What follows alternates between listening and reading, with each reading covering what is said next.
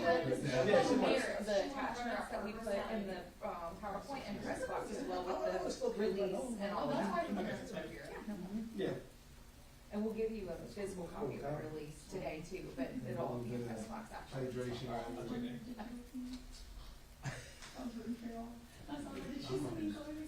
I did.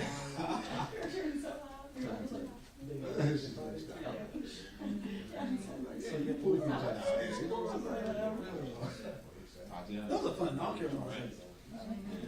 Those are. Wait, she was a nervous wreck. Well, right, because it came down to 2 stations. When I do it, I link it back to the sheriff. When did they come Person I down? know. Was that? Oh, yeah. They might come watch it, just subscribe. The other stations were, they were. They always, oh, wait, that's still the 400? Stressed over overtime? Or do we break by? June 1st is. That's so sweet. I was not expecting it.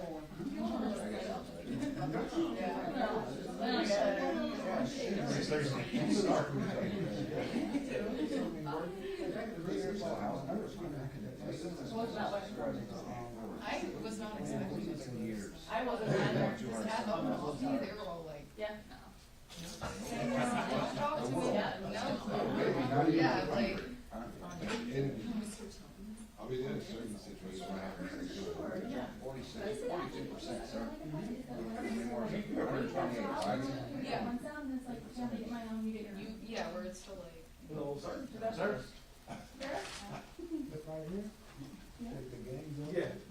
About camera Oh.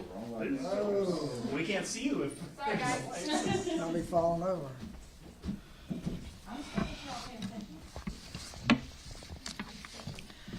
I've stood up here a lot, particularly in the last year, and talking about our out of control young people. Particularly a lot of shootings. I'm not going to talk about a shooting that happened this weekend, but I'm going to talk about a lot of out of control young people. A lot of this responsibility and fault for what we got going on falls back to parents not being parents and just allowing our teenagers to do whatever the heck they want to do. We had a few incidents this weekend, various places where teenagers were gathering and causing issues, but the one I'm going to talk about happened at the village of Sandhill. The village of Sandhill's had some challenges recently with young people using that as a place to go and cause problems. The movie theater has been kind of the magnet that's drawn most of the problems that we've had at the village of Sandhill. We've met with the various owners of the village of Sandhill. We've come up with safety plans that most of the owners have agreed to. I will say that the theater has not been part of these discussions. They just didn't show up. I consider them part of the problem and not part of the solution. That the other owners and businesses there have worked with us very closely. They have hired deputies, extra deputies to work there.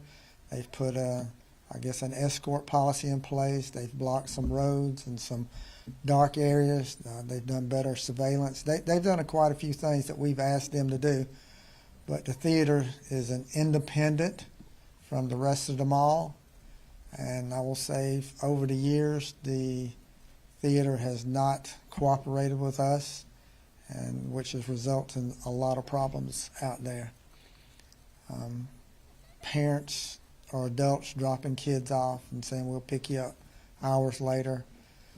12, 13, 14, 15-year-olds, 16-year-olds just out there with no parent supervision, and which just caused a lot of problems.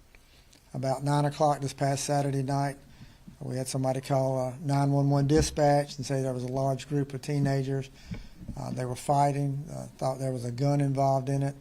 We had some deputies that were already on the scene. They were able to get there very quickly.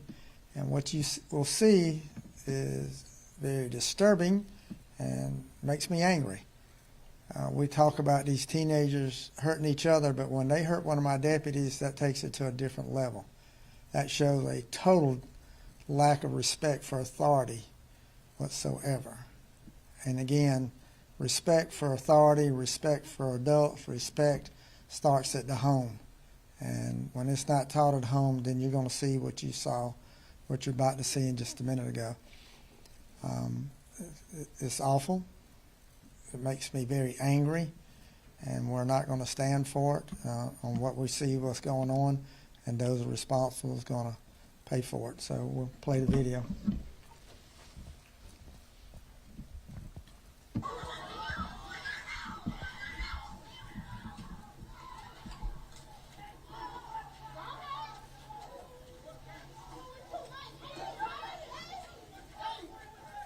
Watch my deputy.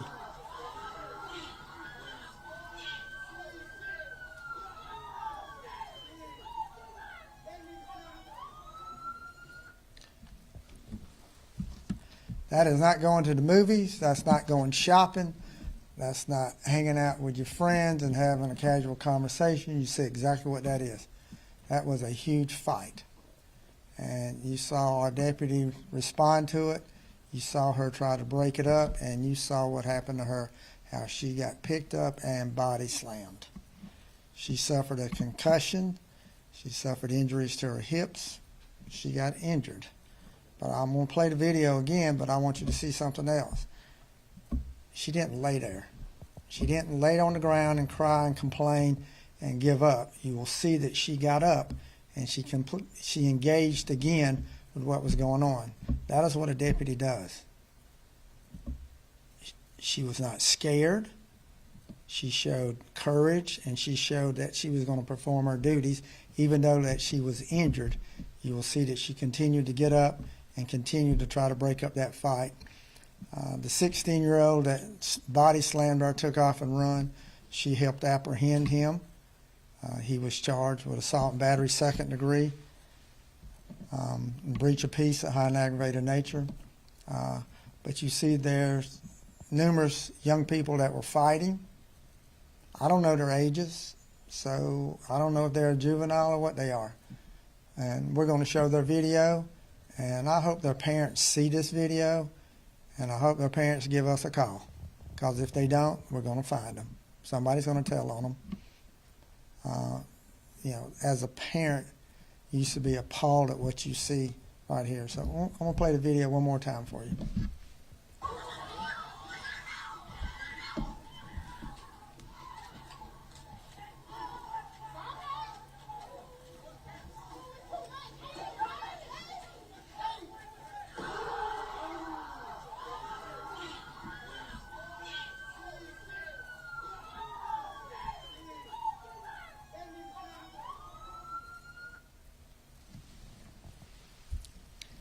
That is not going to be tolerated.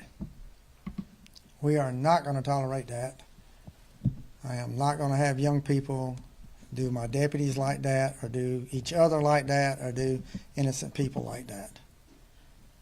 This is what is happening in too many places. And the village of Sand Hill just happened to be where it happened this past weekend. 16-year-old, you see what his charges are. This is the deputy.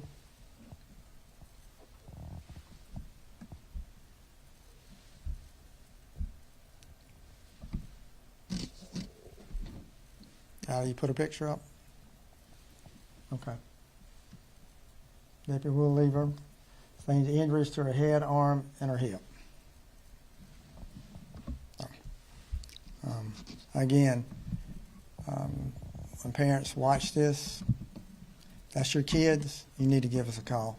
You need to put them in the car, and you need to drive them down here and have a conversation with us. Questions? Any way of knowing how many times you've responded out there for incidents specifically to the movie theater this year? 44 times this year we've responded out there. Assault with weapons, disturbances with weapons, domestics with weapons, fight in progress, fights with weapons, people with guns, shots fired, parents drop their juvenile children off, Sand Hills on the weekends and leave them there. No supervision whatsoever. That's the issue that we're seeing. But again, I'm not blaming this on the village of Sand Hill, because they're doing everything we're asking them to do. The theaters are not, but the rest of the mall is doing what we're asking them to do. This is on parents. This is who this is. Those kids had absolutely no business running around like that Saturday night. None whatsoever. At what time did that take place? 9 o'clock. I know places like Myrtle Beach have curfews and things of that nature. I know Blackwood is as well trying to establish that. Is that a consideration here? It is a consideration at the Village of Sand Hill because they have an escort policy that they've enacted. It's private property. Village of Sand Hill is private property, so they can do that. No different than State Fairgrounds does it when the fair is here. So they have a curfew or escort policy that they have in place. However, it's only effective in places that cooperate. The movie theater is not one of those. And so while you may not go unescorted to one part of the mall or a good bit of the Village of Sand Hill, where the theater is, you can. And this is where we're having the problems. With the response from the theater, what has it been like, if there has been any? How much more money can we make? I mean, we've been dealing with this for years. This is not something new with the theater. We've tried working with them. They're independently owned, and that's part they own that. You know, again, it's just that's been the magnet right there. And you know, if the theater was not there, we'd probably have no problems at the Village of Sand Hill. I can't close them down. That Okay. actually was going to be my next question, and say what is in your jurisdiction that you can use. I can't close them down because that's not inside the theater, that's outside, but we all know what the draw is. Everybody knows, the kids knows, the other merchants there, they all know what the draw is. It's that I'm going to the movies, and that's where they get dropped off, or that's where they show up. And then they try to roam the rest of the Village of Sand Hills, and then you see what happens. You have these groups like this that end up fighting, and then we have a problem. And then I have a deputy that's at home now because she's injured.